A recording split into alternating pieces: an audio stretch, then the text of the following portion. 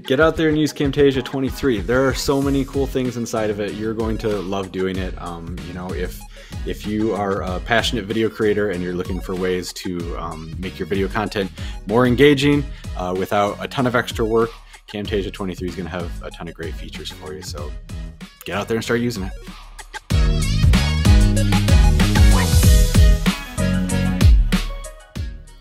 Good morning, good evening, good afternoon, wherever you are and wherever you're watching from. My name is Matt Pierce, host of the Visual Lounge, where we talk about using images and videos in the workplace. Today, we are going to be talking about the new Camtasia 2023. It's been out for a little while. If you haven't seen it, you need to go download it. You need to go try it. There's some awesome features. We're going to dig into some of those features, talk about some of the behind the scenes, the whys, the whats, the wherefores, but you get to come along for the journey. So we've got a fantastic guest today. Let me introduce you to Kelly Rush. Kelly Rush is a product manager on the Camtasia team and has been with TechSmith for almost 20 years. His favorite part about working on Camtasia is that he gets to help create and evolve a product that he loves using every day. And I will say I've got the chance to work with Kelly for a long time. He's awesome, he is knowledgeable, and he knows video. He's got a great background in video, so it's going to be a fantastic conversation. So with that, help me welcome Kelly Rush to the Visual Lounge. Hey, Kelly, how are you today? Great. Hi, Matt. Thanks for letting me be here. Yeah, so just a quick backstory here. For those who don't know, you and I actually started a long time ago. What was it, 2011? A live stream show called The Forge. So that then we really pioneered. I don't know, we were pioneers, but we were trying something no one really was doing, and it was. I learned a lot about what I do now from those experiences with you. So thank you for those good days. Those were crazy times. It was, can you imagine live streaming video? What a weird thing to do, right? It was weird at the time. It was weird at the time, and it's still kind of strange, but we're grateful for all the lessons learned and that experience. So Kelly, we're going to jump into some questions as we always ask people. So first of all, how did you get involved and started with using video? Oh boy, you're asking me to dig deep into the past on that one. So where did I first get started with video? When I first got started with video, we didn't have anything like software for editing video. We had very large hardware equipment that you would stick a tape into, and you would have it do sort of like cuts inside of that video, and it was a whole shebang. And we've come a long way since then. But yeah, I started back then, and I've had a great chance to watch the entire industry evolve from sort of those really expensive hardware behemoths all the way down into, what we're doing today with computers and editing your videos in software. So it's been a pretty amazing journey for me. Yeah, I know. It's one of the things I share with people is always the limitations that we had when I first started at TechSmith making tutorial videos for the web. And it's like, well, it's got to be 4 megabytes. It can only be like this super size kind of small thing. And people are like, why? And it's like, well, nowadays I make something that's 5-6 gigs, and I'm like, I don't even blink. Like, it's like not a big deal. Yeah, YouTube will take care of it, right? I remember working on projects and having to finish a project and then move it onto an external drive because you just didn't have enough space on your computer to have another project on there. And now I've got dozens, hundreds of projects on there. So yeah, it's been an interesting evolution. Absolutely. So Kelly, with this long kind of journey and viewpoint into the video industry, for you, what makes a successful video? A successful video to me means that you've created something that people enjoy to watch, right? And the criteria for judging that is always a little bit fuzzy, right? But ultimately, if you've created something that has information or that's entertaining and is engaging for people and they enjoy watching it, you've done your job, right? And there's lots of different ways to approach that. And you as a creator are always honing your craft and trying to strive to get to that point where you've created something that's more engaging to people. But at the end of the day, if you've made something that somebody out there enjoys, you've done your job. Yeah, I love that, right? And there's lots of information that you can convey that could be, we often talk about kind of learning, focusing stuff, but like it really is, there's so many different options, but I like that focus on getting people to enjoy it, to want to watch it, to want to consume that information. And I know sometimes, frankly, I have to consume information just because I have to, but it's so much better when I like, oh, I really enjoyed this. This was fun. Right. And there's a lot of pressure now, because you see, with things like YouTube, with creators that, they have millions, tens of millions of subscribers, and their views have, billions of views on their videos. And you sort of feel the pressure of like, how can I possibly compete with that? And don't, right? Like, try to find the small audiences out there, right? If you can make just a small handful of people happy, again, like maybe that's a great place for you to start. And you've done your job just by engaging with them. Yeah, it's all about the niches, right? Or niches, however you choose to say that particular word. So Kelly, as a video producer, as someone who's made a lot of videos, I know you make a lot of great videos internally and things that go externally as well. But what's a tip that you'd give our audience about improving their videos to make their videos a little bit better? Yeah. I guess the biggest thing for me with video editing is curiosity, right? You have to get out there and look at what other people are doing and be inspired. And they'll do the same thing with you, right? Like, if you work on things, people are going to be watching what you're doing and get inspiration. So, um, you know, there's all the table stakes of, knowing how to edit a video and what it's like to tell a story and craft that type of stuff. But the biggest thing that's going to help you evolve as a creator is being curious and getting out there and seeing what other people are doing and just trying stuff and, being willing to fail and experiment, but, taking all of that and growing as a creator. Yeah, I love that tip because I know there's been a few times when I've seen something, I'm like, I don't know how they did that. And then I go and try to do my own version replication. And that's been such a great learning experience. There's one time in particular, like this motion graphic video, and I'm going to see like, can I do most of these things? And it was, there was limitations. They were probably using like After Effects or something made for that. And I was using Camtasia, but I was like, wow, I actually can do a lot of these things, and some of them were harder, some of them were easier, and it took some time. So I love that. Be curious. Go with that. Combine that with your other thing that you said about find the small group of audience that's going to really want what you have, and man, that can be really powerful. Absolutely. All right, well let's talk about the thing we're here for, Camtasia 2023. I've gotten to play around with it. It has got some cool stuff in it. But let's start kind of that super high level. You work on the product team.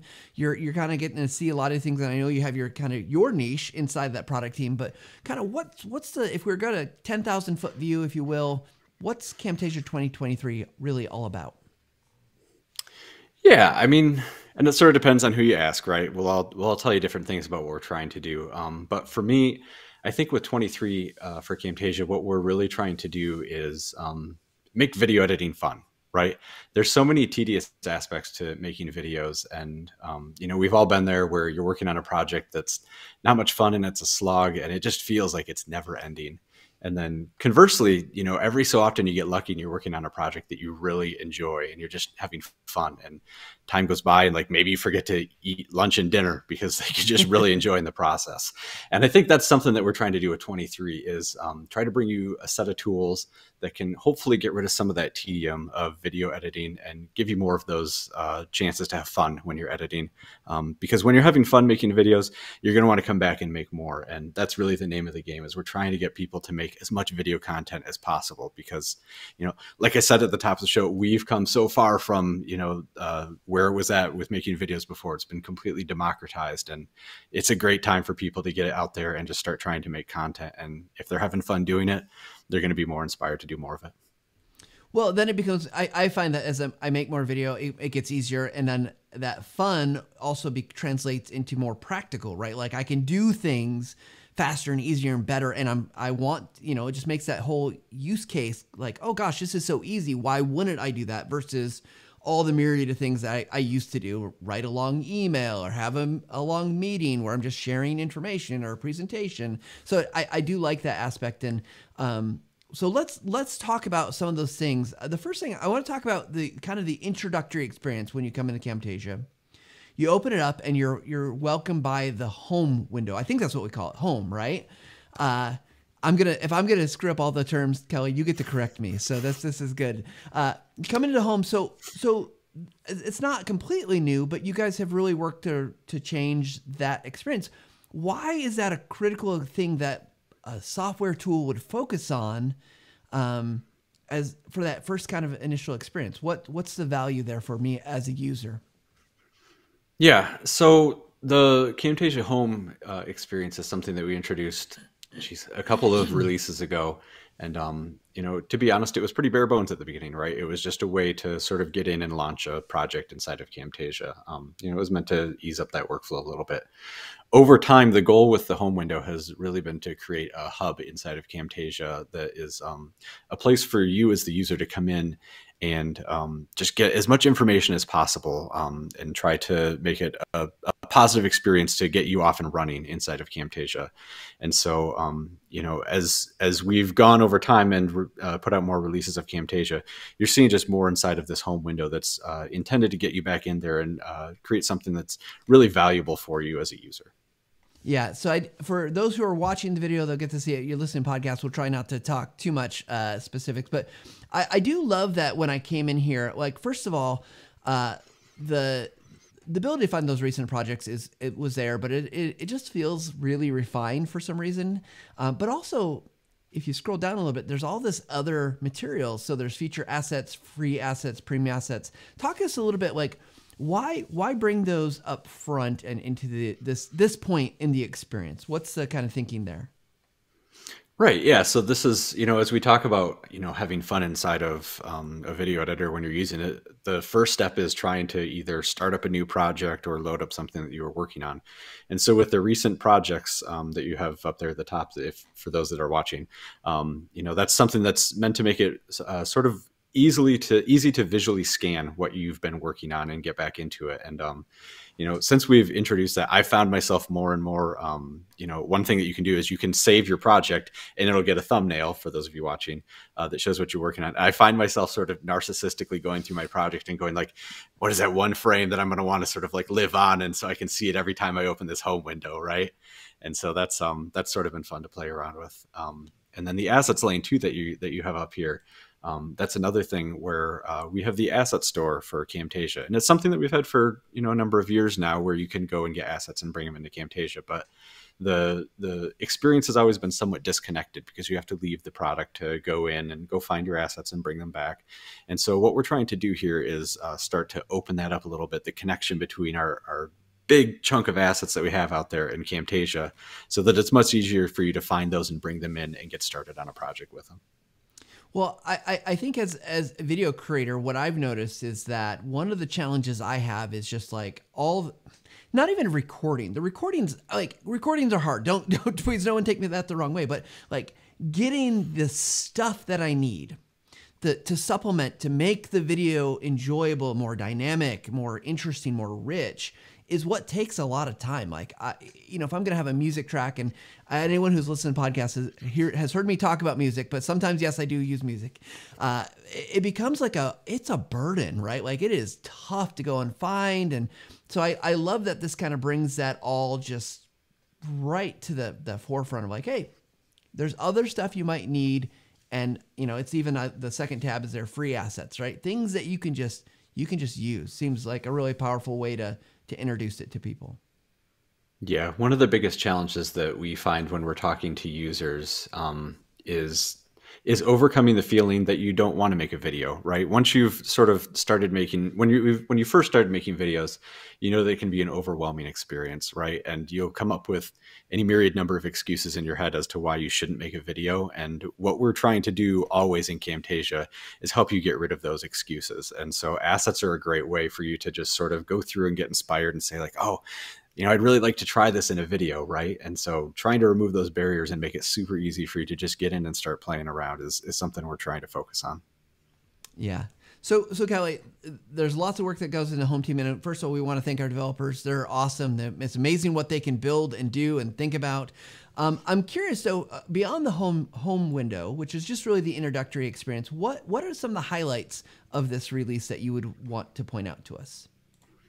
Yeah, absolutely. So before we leave the home window, as long as we're talking about new things, so we have these tabs in the home window. We have the Learn tab, which is something that we've had for a while, but we've done a big content refresh in there, and we've made it super easy to find this great content that will give you a ton of useful information about how to use Camtasia. So if you're new to Camtasia, or even if you're not new, if you're just trying to figure out something new, the Learn tab is a great place to go find new content. And we've refreshed that and it looks great now. We also have the What's New tab. That one is new for 23 in Camtasia.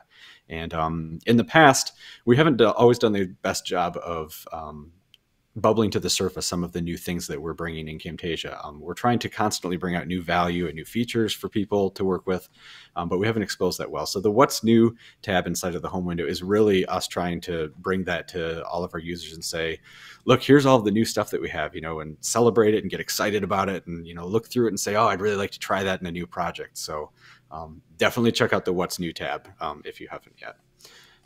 So essentially, what we could just go through the What's New tab, and that's all the things that we could talk about, right? Like, yeah, really, it does cover a lot of stuff in there. Yeah. So if we're looking at it, for those of you able to watch it, dynamic backgrounds is new in Camtasia. Those are, and we'll talk more about amazing. Those in a second, Kelly. I want to make sure we talk about those specifically, but like, yep, and they're so cool.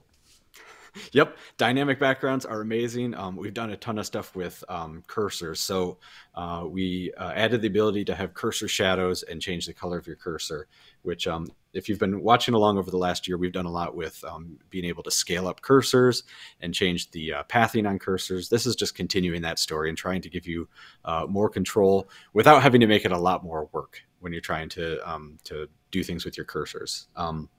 We have motion pathing in Camtasia. So similar to our cursor, how you could change the path of your cursor before, we've sort of brought that ability to most images and media inside of Camtasia. So you can set out these paths for your media and give it nice Bezier curves and have it move all around the screen. And definitely try that one out because it brings a lot of value for what you're trying to do there.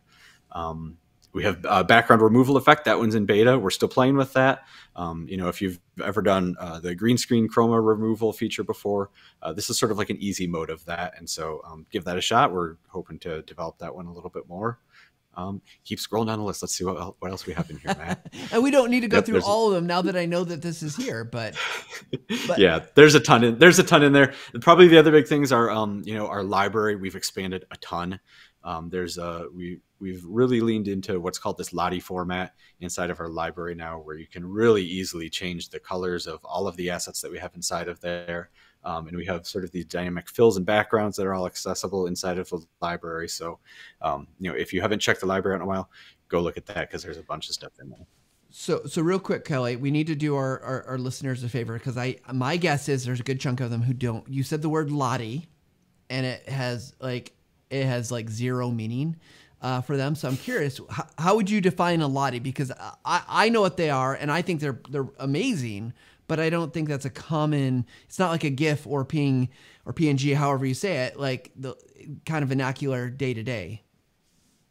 Yeah, so a Lottie file is essentially an animation file that is constructed with math. So if you go inside of the Lottie file, there's a bunch of information inside of there that will tell the picture how to be drawn. And so where that's useful is that it allows you to take these Lottie files and scale them up because it's not a rasterized image that as you scale it up gets sort of blurry and fuzzy. You can scale them up sort of indefinitely and they retain their quality.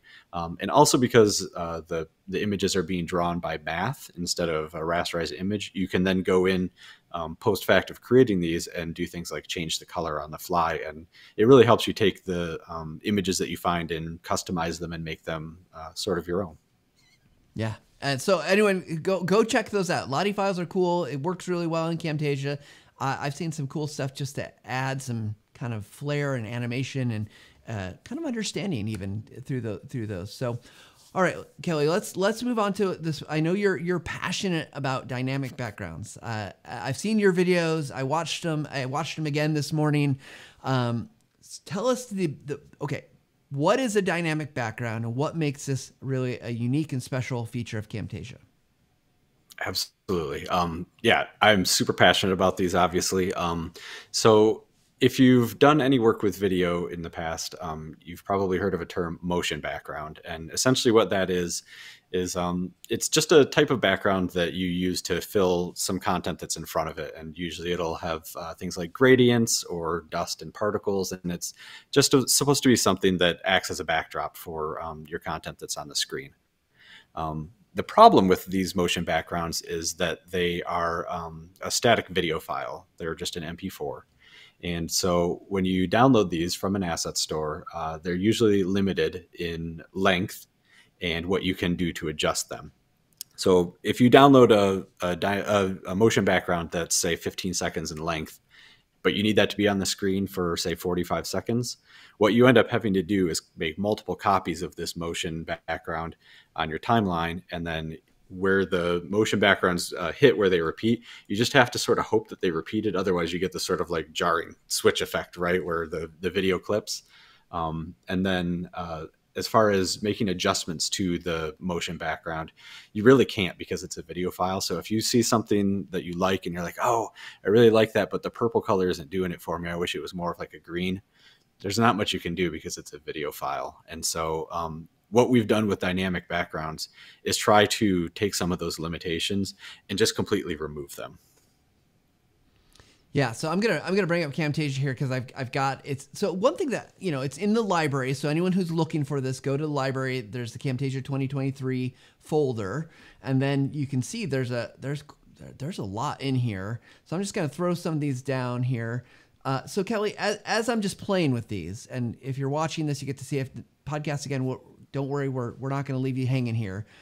How did this come about? It sounds like some of it is overcoming constraints of like the dynamic backgrounds or no, the motion backgrounds. So is this something that's pretty common in the industry? Where do these come from basically? Yeah, so it's something that we use internally, and we've watched others use, both in Camtasia and in other editors. And so trying to understand how we can remove some of these limitations. So if you're watching what's happening on the screen right now, you can take a dynamic background and completely change the color on it, like Matt is doing right here. If you saw something that you thought you didn't like that was green, you can change it to have different colors or different highlights. The limitations in time on the timeline is a big thing. You can make this dynamic background run for 10 seconds. You can make it run for 10 minutes. You can make it run for 10 hours if you really want to. And so instead of you having to sort of work really hard to make these motion backgrounds work with your content, the dynamic backgrounds will work with your content, and you can adjust them however you need to make it work with what you're doing. So Kelly, one of the things that comes up with something like this is, gosh, this is just another piece of media I've got to have on it's taking up space on my computer. How are dynamic backgrounds different?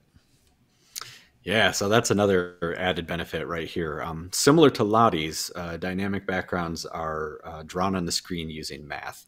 And so when you download a motion background, you'll often find that if you want the highest quality ones, they can run 100, 150, 200 megabytes for a 15, 20-second clip. With dynamic backgrounds, most of these are measured in kilobytes. They're absolutely tiny.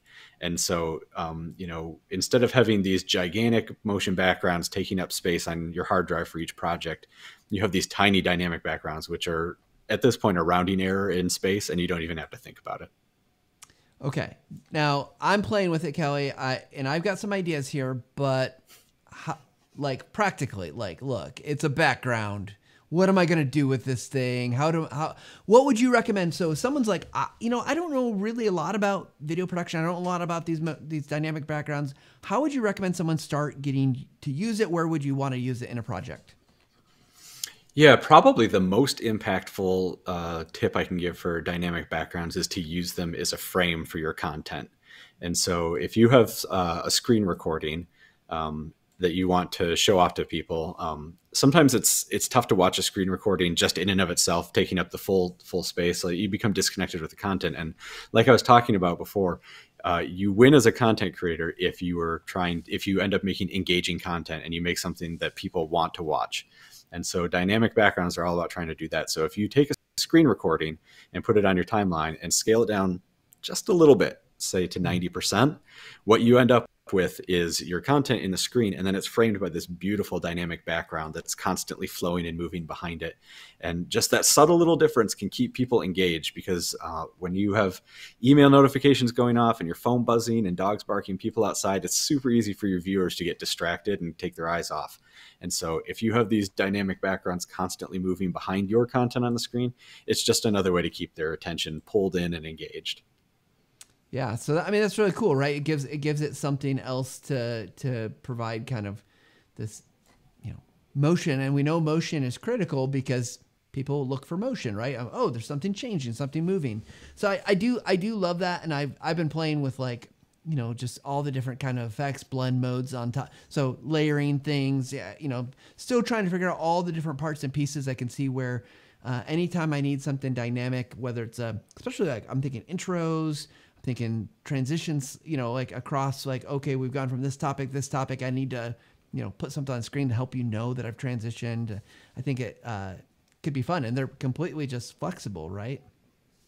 Fun is the right word, right? This is one of those features where my biggest struggle that I have is I'll drop one on the timeline and just sit there and play with it for 10 minutes, because I'm like, oh, how do I want it? Do I want it this size, or do I want it this color? Or if I'm trying to make an intro, like, oh, this would be cool. Oh, but what if I did that, right? And so those are the points in video editing that are really fun, because you get to make things your own, as opposed to sort of the less interesting parts of making video.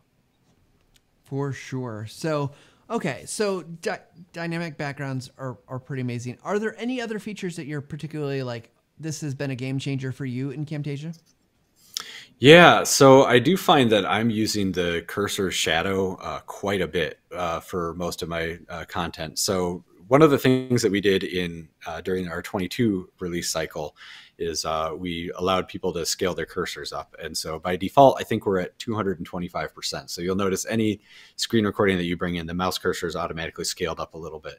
And the reason that we did that is because, again, you've got that engagement factor, right? If you have a larger cursor on your screen, it's easier for people to follow it around, which is great. It works super well. I'll often even bump my cursor up to 400% because it just makes it so nice to watch that cursor moving around the screen and keep your eyes tracked with it. But with the introduction of the shadows that we have for cursors, it takes that up even another notch. And so when you drop a cursor shadow effect on top of your cursor, it'll put the shadow of the cursor even more pronounced in the screen. And it really just gives some depth to what you're trying to do on the screen. And so, couple that with what we're trying to do with dynamic backgrounds here, you start to almost feel like these layers emerge in your screen. So rather than sort of like you're just staring at this boring screen content, it's almost framing it like a beautiful picture that has depth. And you can see, the dynamic background layer, and then your screen content layer, and then the mouse with the shadow starts to pop out from it almost. And it's a really interesting effect. Yeah, well, I love that. And I'm just thinking about then if I could change my cursor, because of cursor replacement, I can make, really useful. Actually, I was talking to someone and they suggested if you were doing some kind of tutorial or something about, you have different tools that maybe you have to use. You could change your mouse cursor to be a tool. This is the screwdriver, this is the hammer, and then add that with motion paths. And all of a sudden you've got this really rich, dynamic, kind of capable way to explain visually what someone should do or what they need, that I just think, even in a software, kind of that software, I'm thinking about Camtasia, teaching someone about annotations, maybe my cursor becomes the annotation icon. So I can be like, oh, look, this is what I'm looking for, as it goes and helps me find that thing. So yeah, it's really cool. I love that we're thinking about this other kind of medium of depth that happens in video, which is because video is frankly it's kind of flat, right? It's whatever the layer is you see, but this way we're maybe getting around that a little bit. It's inherently very two-dimensional, right? And so anything we can do to make that pop out a little bit more is great. Joe Dearman, one of our lead UX designers, put on an absolute masterclass in our introduction video for Camtasia 23. And in that, he showed off some really cool ideas for what you can do with cursor replacement, as far as using it for branding of your content and your own personal brand. And so if you haven't checked out our release video for Camtasia 23 on our YouTube channel, absolutely do that, because Joe gave you some really cool information there. Yeah, and if you're clever, and what you talked about at the being curious, right? You're watching what other people are doing. There's some ideas in there. I saw that, like, oh, between what Joe did and our video producer Andy Owen, like I'm like, why? How is that going behind? The cursor's going behind Joe, and the object's going. It's like there's some pretty cool things that you can, as you start piecing some of these new tools together. You can do a lot of really interesting things that I think will be eye-catching as well as helpful and instructive. So, well, Kelly, I want to ask you another question here. We probably have people who are definitely hardcore, like I'm in Camtasia, they're already upgraded, they're already trying things out. We might have people who are maybe sitting on the fence, they got that older version, they're, they like it, they're, it's like hard to change to new things sometimes. Or maybe there's people who are listening who are they're not in Camtasia. So, give us your pitch. What is your pitch for why someone should get Camtasia 2023? Yeah. So, I'm going to keep going back to that engagement factor, right? Every single time that we put out a release of Camtasia, we're trying to help people to make more engaging content. And so, 23 has so many of those little cool things that you have now with the dynamic backgrounds, the stuff with the cursor shadows. We've got dynamic fills in the library. We have new vignette effect. So there's lots of new features in there that are going to give you a new set of tools to really up your engagement factor. And the way that we've designed them, we've tried to make it so that they're super easy to use. They're not going to, give you another 30 minutes of boring work to do inside of Camtasia. They're supposed to be fun and exciting for you. And so, really do yourself a favor and go download it and try it, because I think you'll really enjoy some of the features we have in there. Fantastic. And I'd echo that. Go download it, try it. You can find it at camtasia.com. You can just search for Camtasia download, go to the TechSmith site. You'll find it out. So Kelly, I appreciate all that you've shared with us. We're not quite done yet because we are going to jump into our speed round. Here we go. All right. If you haven't listened to the show before, you're going to find out here. This is speed round questions where we ask questions with quick answers, but we choose those questions. We got 12 questions that we ask almost everybody, but we only roll the die a couple times, 12-sided die. So let's go over to our dice cam. Here we go, Kelly. Number 1 is coming up here.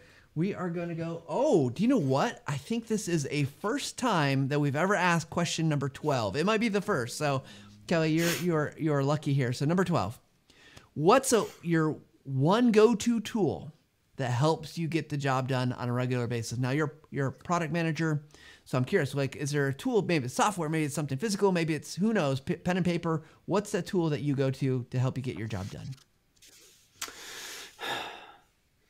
It's such a cop-out answer to give Camtasia. Am I allowed to say Camtasia? You can say whatever you want. I'm going to say Camtasia, right? And it's not going to be the answer that you probably would think or the reason why I would use Camtasia. In my role as a product manager, one of the things that I have to do a lot is convey information to people, right? It's a lot of going from, what we're trying to do with our business goals and trying to translate that over to what we do on the product team. So conveying information. And so traditionally how you would convey that information, right, is you'd make a slide deck, you'd go into something like PowerPoint, you'd, lay out your bullet points and things like that and talk about them. Over the last few years, I've found that I've completely gotten rid of PowerPoint. I don't even do slide decks anymore, especially since we're starting to move into a world of asynchronous communication, where you don't necessarily have an audience that you're going to be pitching at live.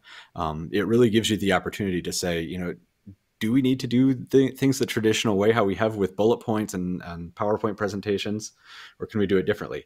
And so I'll often use Camtasia as a replacement for doing those presentations. And, that means that I get to go in and do things like use my dynamic backgrounds to create a really compelling background that I then will pull up, talking points on top of, and I'll record myself with like a video possibly and, put it in the corner. But instead of it just being like a square box, I'll mat it and have a circle and do some audio effects with it. And there's just so many things you can do when you break out of the boundaries of what a traditional presentation is. And Camtasia has just been absolutely beautiful for doing things like that.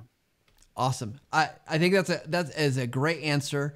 And I appreciate it because I think it's really good to hear. And I'm thinking all the things like, oh yeah, that's true. I see that. And I always love, so everyone, context wise, every about 10 weeks we have planning and we give context meetings. And I always look forward to seeing the videos that you're putting out for the company to say like, hey, this is what's going on and this is what we're going to work on. So it's always cool. So, all right, let's jump into our next question here. All right. we got an 8 here. So Kelly, if you had, this is a fun one. If you had to pick an image that represented you, what would it be? So you get one image to kind of represent who you are. One image that represents who I am. Let's see. Off the top of my head, how about a wizard that's spinning tons and tons of plates? That's kind of what I feel like, right? The wizard part of it is the part of my job where I get to go out and do research and find out what people are doing and what they want to be doing. And the spinning plates is me trying to run around and balancing all of the different priorities that I have to make sure that we get all of that represented in the product. And for what it's worth, I imagine this is an animated GIF. It's not a static image. It's got kinetic energy to it. A Lottie even, right? We'll do it as a Lottie. A Lottie. Perfect. Perfect. Okay, let's do one more roll here. All right, we're going down to 2. Okay. So you have been, like I said, been making videos for a long time. Now you're working in the space where you get to help guide the team in terms of the kind of the product features, helping them understand customer needs.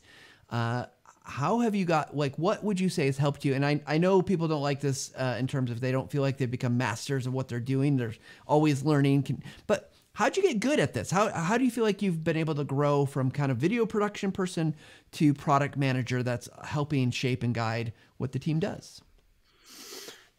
Yeah. So, the role of a product manager really is being about being curious, right? And wanting to constantly improve things. And so, I myself am very lucky in that, I got into video production way early on, and I got into Camtasia way early on. As you said, I've been here almost 20 years, which is almost unbelievable. So I was using Camtasia, just as a video producer and having fun with it. And, obviously that makes me very opinionated on it and, oh, we should do this or we should do that. And so that naturally led over time to me sort of moving into the role where I can, start having that opinion divine where we're going with the product. And so, that's a blessing and a curse at times, right? Because one of the things you have to remember as a product manager is that you aren't always the user. And so you have to be careful not to design the product for exactly what you want, and make sure you go out and listen to what other people are saying about your product. So, but yeah, I've been very fortunate that I've been able to, move from what I really enjoyed doing, which was video editing, and then take that into a product management role that I'm in now. Absolutely. Well, Kelly, I'm sure there are people who have opinions who would like to share them with you, or they just want to comment on the release or just connect with you. Where can they connect with you? Where should they be looking for your stuff? Oh, let's see. I'm not on too many of the social medias. I'm on LinkedIn. You can probably find me on there. I do have a YouTube channel, which hopefully you'll post a link to, possibly, Matt. Yep. Where every so often I will take some of my videos that I make about how to use dynamic backgrounds and put a tip up on there. So if you're so inclined to be curious as to find out what we're doing with Camtasia, maybe give it a like and subscribe and learn something from it. Fantastic. Well, Kelly, we like to wrap up our show pretty much the same way with our guests. We ask them for their final take. So, Kelly, Rush, what is your final take? My final take, get out there and use Camtasia 23. There are so many cool things inside of it. You're going to love doing it. If you are a passionate video creator and you're looking for ways to make your video content more engaging without a ton of extra work, Camtasia 23 is going to have a ton of great features for you. So get out there and start using it. Sounds great. And Kelly, thank you so much for being here in the Visual Lounge with me. Absolutely. You bet, Matt. Anytime. All right, everybody. Kelly Rush, isn't he awesome? We're so grateful to have him at TechSmith all these years, leading video, helping shape the product. We're thankful for all the team that worked on Camtasia. There are a lot of people that go, if you don't know what goes into software development, there are a lot of people that put a lot of hard effort into making this come to fruition. We want to thank all of them because our developers, man, they're wicked smart and they make really cool stuff. And I know between them and the product team, the product management, they've got cool stuff that's still being worked on, that's still coming. I can't wait. A couple things I know about, I am so just super excited for. We'll talk about that when it happens. So with that said, we always like it. Just like Kelly said, if you like and subscribe, you get the current episodes. If you're on the podcast, seeing you're listening on Apple or wherever you're listening, leave a review. Give us, 5 stars, give us 4 stars. Help us know what we could do better so that, we can improve. And we also know that you're getting to the content, that you're enjoying the content. With that said, our goal here is really to help you kind of understand what's going on in the world of images and videos, how you might use those, how to grow from that, and we hope that you take a little time wherever you are, whatever you're doing, to level up every single day. Thanks, everybody.